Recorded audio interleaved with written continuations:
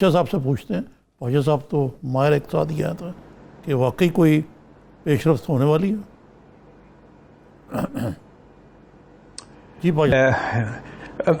امید یہ ہے کہ اگر واقعی جو اس طرح کے سخت جو ہم لائے ہیں بلز، اور میرے خیال سے پاکستان کی پوری کوشش ہے کہ ہم کسی طرح سے گرے لسٹ سے نکل جائیں. ہمارے خلاف آپ کو تو پتہ ہے کہ کون ایک طرح سے پروپیگنڈا کرتا رہا ہے اور ان کی بھی کوششیں ہیں. اگر پاکستان اس مرتبہ گرے لسٹ سے نکلنے میں کامیاب ہو جاتا ہے تو یہ بڑا پازیٹو سگنل دے گا انٹرنیشنل مارکیٹس کو، اور اس وقت یہ ہوگا جب کہ کووڈ کے بعد پاکستان جو ہے ان ملکوں میں سے ہیں جو لگ رہا ہے کہ زیادہ سکسیسفلی کامیابی سے کووڈ سے نکلنے میں کی طرف جا رہا ہے.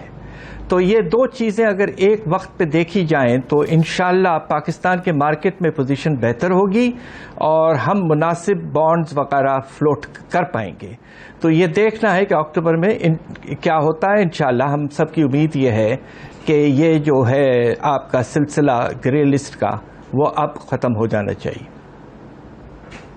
جی ٹھیک ہے. اچھا پاشا صاحب، یہ ساری جو لیجسلیشن ہو رہی ہے ظاہر ہے گرے لسٹ سے نکلنے کے لیے ہی ہو رہی ہے، لیکن ہمارے یہاں یہ بھی ہوتا رہا ہے کہ فی الوقت قانون بن جاتے ہیں، پھر اس کے بعد ان میں حکومتیں اپنی مرضی سے تبدیلی کرتی رہتی ہیں. آپ کو لگتا کیا ہے حکومت کی جو معاشی پالیسیز ہیں وہ کنسسٹنٹ ہیں؟ حکومت اپنے ویژن کے مطابق تسلسل کے ساتھ چل رہی ہے؟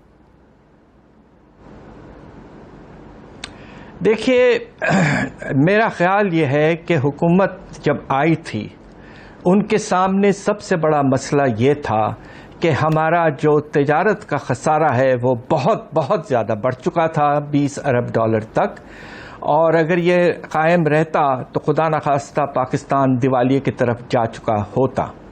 میں سمجھتا ہوں کہ گورنمنٹ نے اس معاملے میں کنسسٹنسی ضرور دکھائی ہے. البتہ ہوا یہ ہے کہ کچھ پریشانی کی وجہ سے ایک وقت پہ بہت زیادہ اقدامات لے لیے گئے، تو اس کے نتیجے میں یہ ٹارگٹ تو حاصل ہوا. کرنٹ اکاؤنٹ ڈیفیسٹ ہمارا 3 ارب ڈالر پہ آ گیا، مگر اس کو حاصل کرنے کے لیے ہمیں بہت سخت قیمت ادا کرنی پڑی. لوگوں کی آمدنی میں اضافہ نہیں ہوا، بے روزگاری میں اضافہ ہوا، اور سب سے افسوسناک چیز یہ ہے کہ افراط زر میں خاص طور پہ بہت اضافہ اس لیے ہوا کہ روپے کی قدر ہم نے بہت گرا دی. تو اس لحاظ سے ہمیں کنسسٹنسی تو نظر آتی ہے، مگر اب سوال یہ پیدا ہوتا ہے کہ کووڈ 19 کے اثرات جو ہیں وہ کچھ کم ہو رہے ہیں مگر ہیں. میرا خیال یہ کہ یہ بجٹ جو پیش کیا گیا یہ نامناسب بجٹ تھا. نہ تو اس میں کوئی انسینٹو ہے، نہ کوئی ریوائول کی کوشش ہے. ایک اگر آپ اجازت دیں تو بڑا تھکا تھکایا بجٹ ہے. تو اس میں اب وقت آ گیا ہے کہ اس میں کچھ اضافہ کریں اور اکانومی کو تیزی سے آگے بڑھانے کی کوشش کریں، خاص طور پہ جبکہ کووڈ 19 میں ہمیں کچھ کامیابی حاصل ہو چکی ہے. جی نظام صاحب. پاشا صاحب، یہ جو بیسیکلی جو آپ کا پروپوزل ہے جو آپ نے پرائم منسٹر کو دیا ہے، اس میں ایک تو آپ نے یہ کہا کہ اپر اینڈ پہ ٹیکسز جو ہیں وہ بڑھا دیے جائیں اور جو لوور اینڈ پہ کم کر دیے جائیں. دس از دا بیسک. یہ نواز شریف نے بھی کوشش کی تھی لیکن خان صاحب نے اس کو فالو نہیں کیا. تو ذرا اس کے خط و خال بتا دیں ذرا کہ اس میں کیا فائدہ ہوگا. بات یہ ہے کہ ہم جو ہیں ہماری کوشش یہ ہے کہ ہم یہ ملک کو سامنے پیش کریں کہ کچھ ایسے مراد ہمارے ٹیکس کے نظام میں دیے گئے ہیں جس سے ناجائز فائدہ ایک لحاظ سے امیر طبقے کو ہو رہا ہے. اس چیز کو اگر ہم صاف کرتے ہیں اور نظام میں ایک طرح سے انصاف لے آتے ہیں اور پروگریسو ٹیکسیشن کی طرف ہم چلے جاتے ہیں تو اللہ کے فضل سے اگر میں ٹیکس نظام میں بہتری کی بات کر رہا ہوں، میں ایویژن وغیرہ کی بات نہیں کر رہا ہوں، میں لاز کی بات کر رہا ہوں. لاز میں ترمیم کی ضرورت ہے اس لیے کہ وہ unfair in favour of the elite کی طرف ہیں. اور آپ اجازت دیں تو میں ایک چھوٹا سا اگزامپل آپ کو دے دوں دیکھیے ساری دنیا میں جب ٹیکسیشن ہوتا ہے تو پوری آمدنی پہ ہوتا ہے، مگر ہمارے یہاں کافی سالوں سے ہم نے ایک عجیب سا نظام رکھا ہے کہ ٹکڑوں ٹکڑوں سے ٹیکسیشن ہوتی ہے. آپ کی سود میں آمدنی ہے وہ علیحدہ ٹیکس ہو رہی ہے 10% صرف. اب آپ یہ سوچئے کہ 44% ڈپازٹرز پاکستان کے ایسے ہیں جن کا اکاؤنٹ 1 کروڑ سے زیادہ ہے، وہ اپنی سود کی آمدنی پر صرف 10% دے رہے ہیں، جبکہ ان کا ٹیکس ریٹ 20 سے 25% ہوگا. تو ہم نے ٹکڑے ٹکڑوں میں بانٹ دیا. کیپٹل گینز ہے، آپ کے رینٹل انکم ہے، وغیرہ وغیرہ. ان سب کو آپ دنیا میں ایک سمپل بیسک لا ہے، اور وہ لا ہے law of taxation of comprehensive income, not blocks of income. یہ نتیجے میں ہمیں پروگریسوٹی سسٹم سے کافی حد تک ختم کر دی گئی ہے، اور ایسے مراد دیے گئے ہیں جو کہ ناجائز ہیں. انہیں ہٹانا اس وقت بہت ضروری ہے، اس لیے کہ ہمیں ٹیکس سے تو اب انڈائریکٹ ٹیکسز ہم لگا نہیں سکتے، قیمتیں بڑھ رہی ہیں، لوگ بہت پریشان ہیں. جی صرف ایک ہی ذریعہ ہے کہ جو آپ کا نظام ہے پروگریسو ٹیکس سسٹم کو آپ واقعی انکم ٹیکس کے نظام کو پروگریسو بنائیں. اس طرح کے میں نے 10-12 اہم ریفارم پیش کیے ہیں پرائم منسٹر صاحب کو، اور انشاءاللہ اب دیکھیے وہ کس طرح سے اس پہ دیکھتے ہیں، ایویلیویٹ کرتے ہیں، اور اگر مناسب سمجھیں تو امپلیمنٹ کرتے ہیں. لیکن پاشا صاحب آپ اکیلے تو نہیں نا اس میں، آپ کے ہم نام تقریباً وزیر خزانہ یا مشیر خزانہ ڈاکٹر رفیق شیخ ہیں، رزاق داؤد ہیں اس میں دینے والے، حماد اظہر ہیں، حماد اظہر ہیں، اور شاید گورنر اسٹیٹ بینک بھی کسی نہ کسی لیول پہ، سماواد اسد عمر صاحب بھی، اسد عمر صاحب بھی ڈوئی ماریں گے. تو یہ اس کا کوئی یہ جو ان کی بیوروکریسی یا پولیٹیکل بیوروکریسی کی نظر نہیں ہو جائے گا سارا پروپوزل آپ کا؟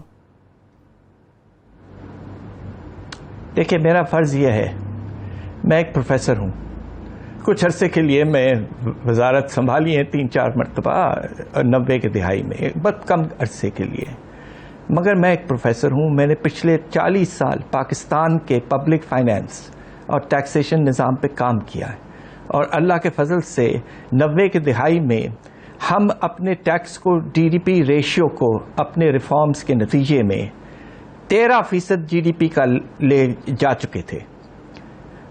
مشرف صاحب کے دور میں یہ 10% پہ آ کے گر گیا، اور مجھے افسوس سے کہنا پڑتا ہے کہ اس کے بعد پیپلز پارٹی کے دور میں وہ 10% سے بھی بہت کم ہو گیا تھا.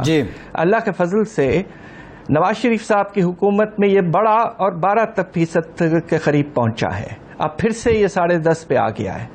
آپ سوچئے کہ 15-16 سال پہلے ہم 13% پہ جا چکے تھے، اس لیے کہ ہم نے مناسب ریفارمز امپلیمنٹ کیے تھے. اب وقت آ گیا ہے کہ آپ پھر سے ریفارمز کی طرف جائیں، اور نظام میں جو خامیاں ہیں اور فیلیئرز ہیں، اور جو آپ نے کنسیشنز اور ریلیف دیے ہوئے ہیں امیر طبقے کو، جائز طور پر ان کو ہٹانے کی کوشش کریں. نظام میں ایک طرح سے انصاف کا پہلو آنا بہت ضروری ہے، اس لیے کہ اس وقت 70 سے زیادہ فیصد انڈائریکٹ ٹیکسز ہیں جس کا بوجھ زیادہ غریب لوگوں پر پڑتا ہے. ہمیں کوشش یہ کرنا چاہیے کہ انکم ٹیکس سے 50% اور پھر باقی انڈائریکٹ ٹیکس سے کھینچ کھانچ کے 50%. لیکن اس وقت سسٹم جو ہے وہ جی میں کہہ رہا تھا ڈاکٹر صاحب کہ یہ جی بولیے آپ. یہ جو ٹیکسیشن کا سسٹم ہے یہ بنیادی تھیوری ہے کہ ارتکاز دولت ہوگی تو دولت ویلتھ میں اضافہ ہوگا. جس طرح آپ نے خود ہی اگزامپل دیا ہوا ہے، دیکھیں جو 20% امیر ترین لوگ ہیں ان کی انکم جو ہے وہ لوسٹ جو 20% ہے ان سے 5 گنا زیادہ ہے، اور ان کے ایسٹ جو ہیں 12 گنا زیادہ ہیں غریب لوگوں سے. یہ اتنا بڑا تفاوت ہے. جی. اور دوسرے میرا آپ سے سوال یہ ہے جو ٹیکس ٹو GDP ریشیو ہے، ایک بڑی بنیادی چیز ہے دیکھنے کی کہ آپ کیا سیو کرتے ہیں، کیا انویسٹ کرتے ہیں اور کیا بچاتے ہیں. تو ایک منیمم اسٹینڈرڈ ہے کہ کسی بھی تھرائیونگ اکانومی کے لیے اتنے % ٹیکس ٹو GDP ریشیو ہونا چاہیے. اس سے تو ہم بہت کم ہیں نیچے. جی دیکھیے بات یہ ہے کہ ہم 13% تک پہنچ چکے تھے 15 سال پہلے. اس کے بعد میں کنسیشنز کا زمانہ آیا. 90s میں بینکوں پر ٹیکس ریٹ تقریباً 60% تھا. آج وہ 30% سے بھی کم ہے. اور اس کی وجہ یہ تھی کہ بینکس جو ہیں بیٹھے بیٹھے گورنمنٹ کے بانڈز خریدتے ہیں جس کے لیے ان کی فائنینسنگ SBP سے ملتی ہے اور بیٹھے بیٹھے انکم ہو جاتی ہے ان کی.